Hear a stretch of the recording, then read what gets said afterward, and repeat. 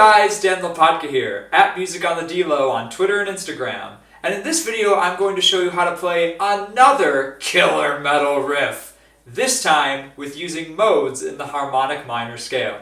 Now before we jump into the riff, there are three things we need to discuss. Number one, harmonic minor scales.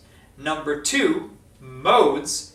And lastly, fully diminished chords. Now, for those of you who feel pretty comfortable with these concepts, if you look into the description, there are time markers and you can jump right ahead to the riff. For the rest of you, stay tuned. So the first thing we're going to discuss is how to make harmonic minor scales. So for any harmonic minor scale, we need to start with a natural minor scale. For us, we're going to use F minor. The notes in F minor are F, G, A flat, B flat, C, D flat, E flat, and back to F. And that sounds like this.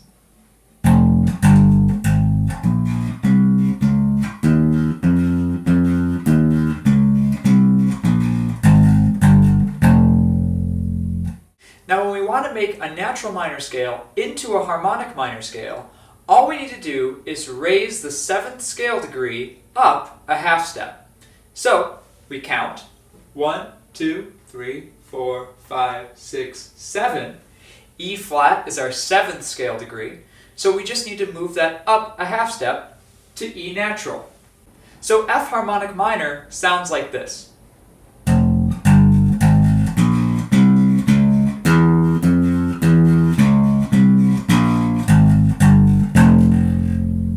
So you may have noticed that harmonic minor sounds a little bit darker than natural minor, and there's a couple reasons for that. First of all, we have this augmented second, an interval of an augmented second between the 6th and 7th scale degree. D flat to E natural is an augmented second.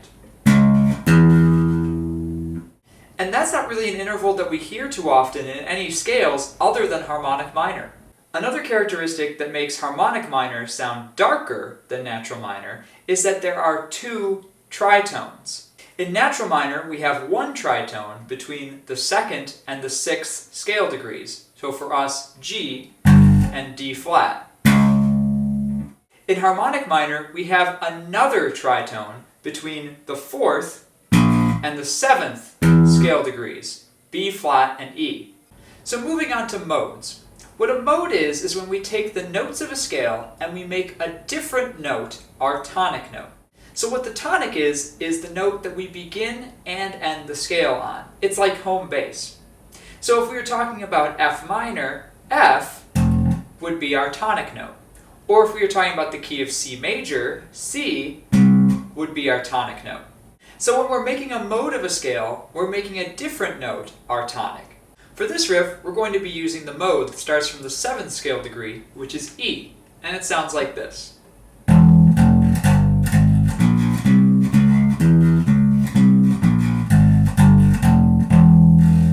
Each mode has its own unique sound, but when it comes down to it, it's really just another way to play a scale. Lastly, we need to discuss fully diminished 7th chords that are used extensively in the riff. The way we make a fully diminished chord is we start from any note and we move up in minor thirds.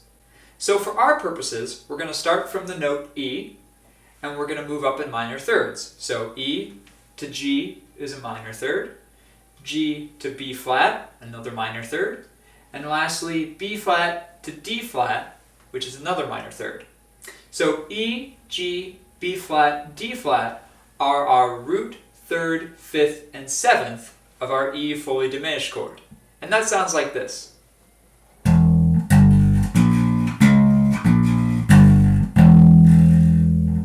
Or if we play it together,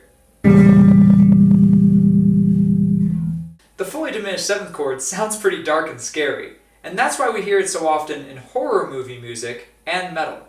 One of the reasons it sounds so dark, other than it being all minor thirds, is that there are 2 tritones in it, just like what we talked about before.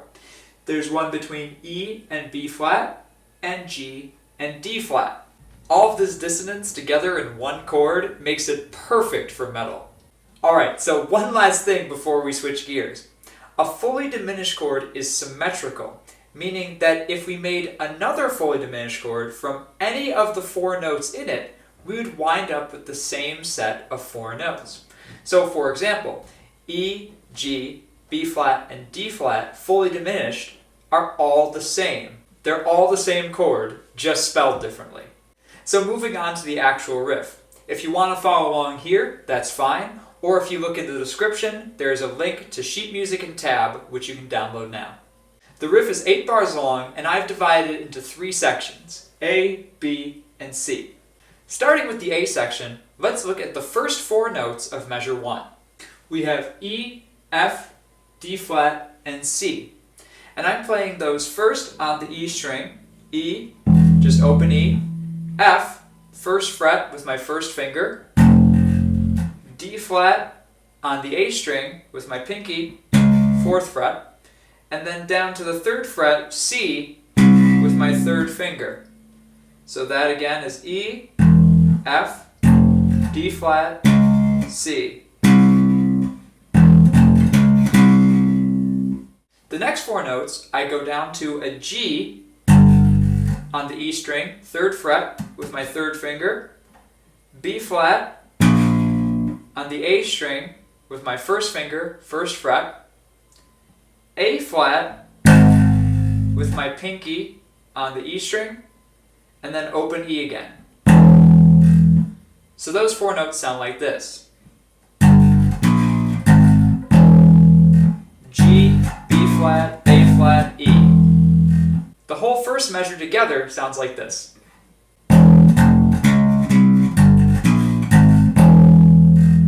Now looking forward to the second measure of A, the first thing you'll probably notice is that it's all the same notes, well, almost all the same notes. The only real difference is the rhythm. So in the first measure where we just had straight 8th notes, now we have an 8th rest with 2 16th notes, followed by 4 8th notes, and then a quarter note. So it's a little bit different. So the fingering is exactly the same. It's the rhythm that's just a little bit tricky. So looking just at the second measure, we have 1, 1. The entire A section sounds like this. 1. 1.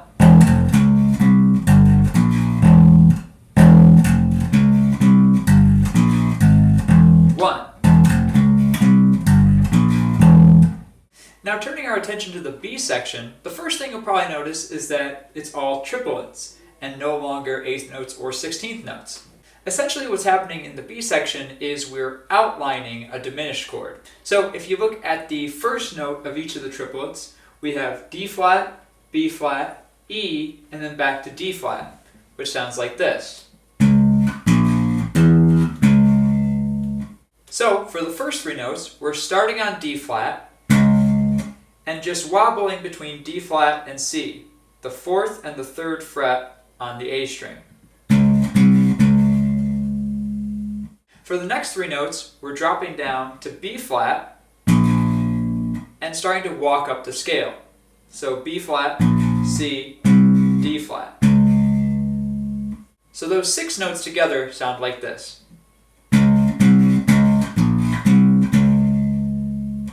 For the next 3 notes, we're on E, and we're essentially doing the same thing that we started with.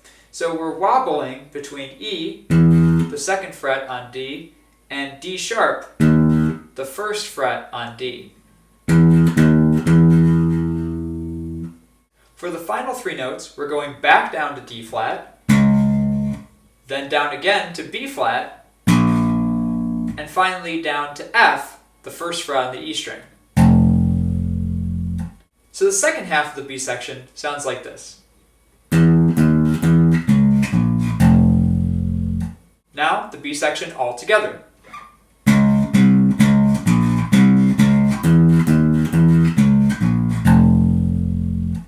So lastly, we have the C section, which is essentially just a really big E fully diminished arpeggio. We're going to go through this one slowly because there's some kind of funny fingering. So we're going to start on G on the E string, the 3rd fret, with our 1st finger, and we're going to slide up to B flat also with our first finger on the 6th fret of E, and then play E with our second finger on the A string, 7th fret. So the first three notes again are G, B flat, E. The next three notes that we have are D flat, B flat, and E. D flat we're going to play with our pinky on the 9th fret of the E string, B flat with our third finger on the D string, 8th fret, and E back to our middle finger on the A string, 7th fret. So again, that's D flat, B flat, E.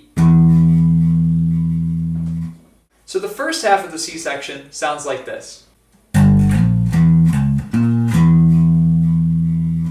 The second half of the C section starts on a D flat on the G string, 6th fret.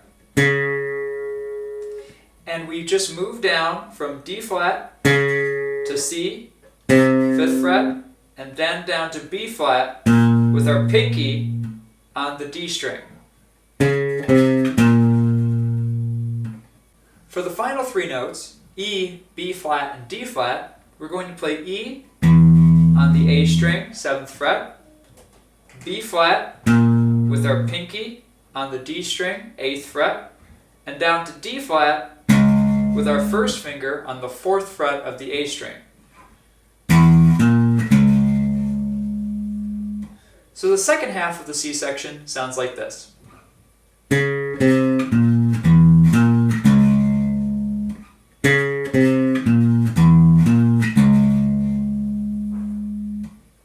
So the C section all together sounds like this.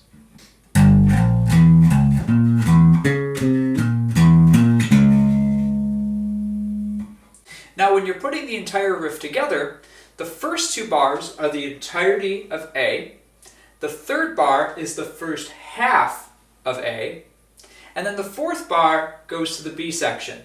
Then for the second half of the riff, it's the exact same thing, but instead of going to the B section, it goes to the C section. Alright, that's about it. As always, work on this slowly to avoid making any mistakes. And if you have any questions, please feel free to drop them in the comment box below. For those of you interested in my effects chain from the beginning of the video, I used Poulen's High Brit Amp Sim along with 3 Sigma Audio's UK Custom Cab Impulse. Links to both can be found in the description below. Again, I'm @MusicOnTheDelo on Twitter and Instagram. Thank you so much for watching, and don't forget to like, comment, and subscribe.